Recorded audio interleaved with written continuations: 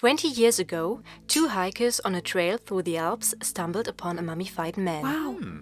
He lived 5,300 years ago, during the so-called Copper Age. The mummy came to be known as Ötzi. Ötzi weighs 15 kilograms and is displayed at the South Tyrol Museum of Archaeology in Bolzano. Nearly 3 million visitors gazed at him in amazement so far. Due to modern methods of investigation, today's scientists are able to tell where Ötzi lived, how he lived, and what he died of.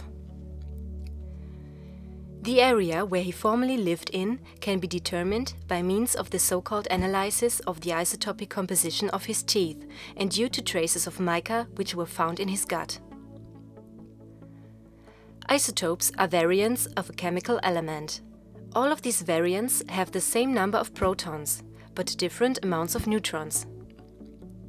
Accordingly, these variants of the same chemical element have different masses. For example, oxygen mainly comes with the mass number 16. But there is also an isotope with more neutrons, having the mass number 18. This so-called oxygen 18 can be found in water.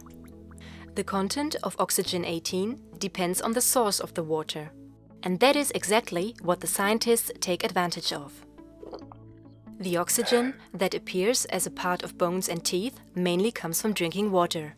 Based on the content of oxygen 18 in Ötzi's teeth, it's rather safe to say the water once drunk by Ötzi came from South Tyrol in Italy.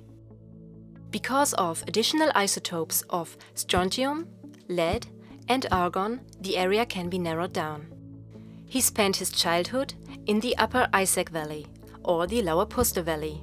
He had evidently lived at least 10 years in the Vinschgau before he climbed up the Schnalz Valley and died at the Thiesenjoch. At that time, Ötzi's weight was 50 kilograms. He stood 1.6 meters tall, not being older than 46 years. He had grey, long hair and bad teeth.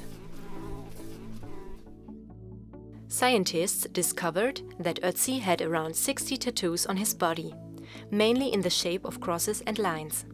Ötzi's tattoos were probably intended for treating pain and not as body ornamentation. It seems that pain therapists of the Copper Age already knew that severing fine neural fibers can help to relieve pain.